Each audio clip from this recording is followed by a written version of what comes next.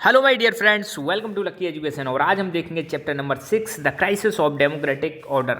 हमारी क्लास 12 की political science की एक बुक है जिसका नाम है politics of India since independence. तो उसका ये चैप्टर नंबर 6 है। ठीक है, तो यहाँ पर हम इस चैप्टर के शॉर्ट क्वेश्चन डिस्कस करने वाले हैं। पहला ही क्वेश्चन है, who was appointed as CJI of Supreme Court in 1973। 1973 में सुप्रीम कोर्ट का चीफ जस्टिस ऑफ इंडिया किसको अपॉइंट किया जाता है?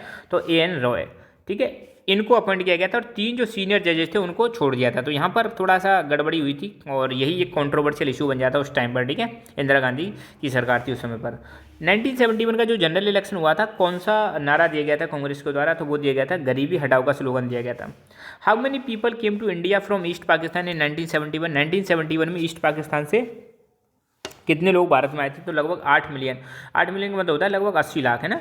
Who gave a call for total revolution? Total revolution की बात करने वाले कौन से लीडर थे? तो वो थे Jayaprakash Narayan. Name the political party which came to the power at the centre in 1977। 1977 में चुनाव हुआ था, तो इस समय कौन सी पार्टी जीत के आई थी? तो इस समय पार्टी जो जीत के आई थी वो थी जनता पार्टी एंड इट्स अलाइज। और कांग्रेस, ध्यान रखना है, पहली बार कांग्रेस को यहाँ पे हराया जाता है। 1951-52 का जो पहला जनरल इलेक्शन हुआ था उसके बाद पहली बार ऐसा हुआ था जब सेंटर में कांग्रेस की सरकार नहीं आती है और किसकी सरकार आती है? नॉन कांग्रेस गवर्नमेंट आती है। ठीक है, और आपको मैं एक क्वेश्चन देता हूँ, आपको बताना है कि जो जनता पार्टी की सरकार बनी थी इसमें प्राइम मिनिस्टर किसको बनाया गया था?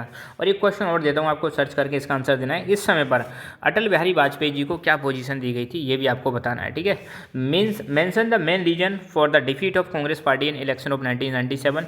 1997 में जो कांग्रेस चुनाव हारी थी तो उसका रीजन क्या था? एक तो क्या था, उस समय जो प्रधानमंत्री थी इंदिरा गांधी, उन्होंने इमरजेंसी लगा दी थी। दूसरा, उनकी जो गवर्नमेंट थी उसको माना जाता है एंटी डेमोक्रेटिक नेचर, मतलब उनकी जो सरकार थी उन्होंने कुछ ऐसे स्टेप्स लिए थे जो डेमोक्रेसी में नहीं लेने चाहिए थे। ठीक है, Who led the strikes in railway strikes in 1974? What was its main demand?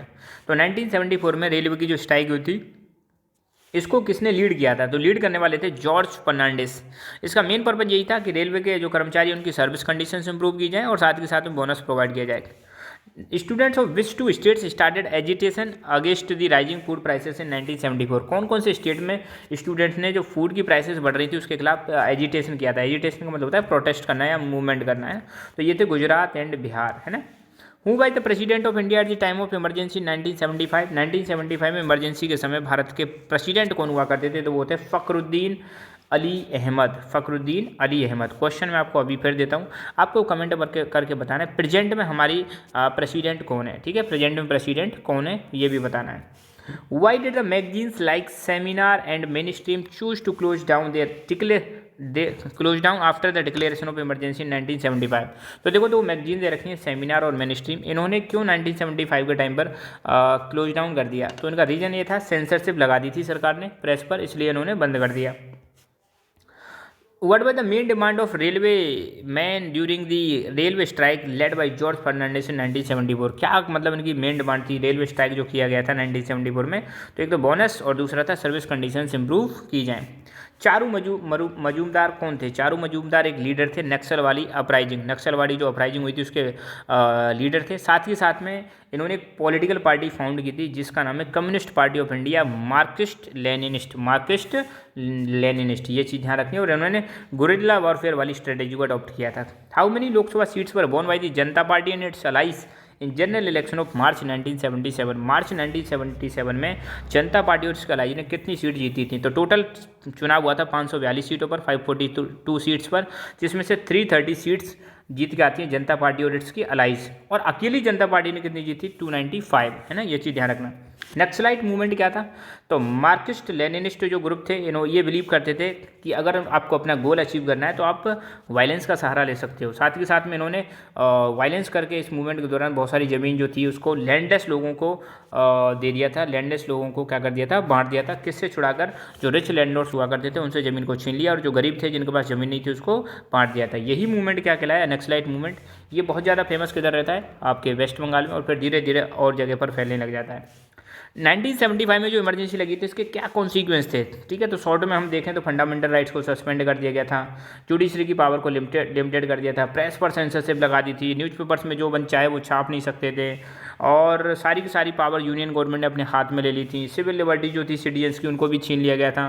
Preventive detention किया गया था, जो लीडर थे अपोजिशन पार्टी के उनको प्रिवेंटिव डिटेंशन कर लिया, मतलब उनको सरकार ने गिरफ्तार करवा दिया गया था। इलाहाबाद हाईकोर्ट के कौन से जज थे जिन्होंने इंदिरा गांधी के इलेक्शन को इनवैलिड ठहराया था? तो वो थे जगमोहन लाल सिन्हा। ठीक है। किस साल में नेशनल इमरजेंसी लगाई गई थी? 1975 में। इमरजेंसी लगाने का कारण क्या था, ग्राउंड क्या था? तो वो था इंटरनल डिस्टर्बेंसेस। ठीक है, आंतरिक अगर कोई परेशानी होती है देश में तो उसके नाम पे इमरजेंसी लगा दी थी, हालांकि आज की डेट में नहीं लगा सकते ना। अच्छा, आपको कमेंट करके बताना है कि हमारे कॉन्स्टिट्यूशन को सुधार किया गया है और इंटरनल डिस्टर्बेंस वर्ड को हटाकर एक नया वर्ड ऐड किया गया है, उसको बताना है कौन सा वर्ड ऐड किया गया है। Under which article emergency can impose in India? किस आर्टिकल में नेशनल इमरजेंसी को लाया, यहाँ पे लिखना है, नेशनल इमरजेंसी को इम्पोज किया जा सकता है? तो वो है आर्टिकल 352। शाह कमीशन को किस पार्टी ने अपॉइंट किया था? तो शाह कमीशन को जनता पार्टी ने अपॉइंट किया था मई 1977, ताकि इंक्वायरी कर सकें जो इमरजेंसी लगी थी। और इसके हेड थे जस्टिस JC शाह, जो कि सुप्रीम कोर्ट के रिटायर्ड जज थे, है ना, ये चीज़ आप ध्यान रखनी है। विच party won the Lok Sabha election से 1977? तो वो थी जनता पार्टी, चुनाव जीत जाती है। और लोक नायक के नाम से किस लीडर को जाना जाता है? तो जयप्रकाश नारायण को लोक नायक के नाम से जाना जाता है। ठीक है। सो आज के लेक्चर में बस इतना ही। Thank you so much. Keep learning, keep enjoying and God bless you all.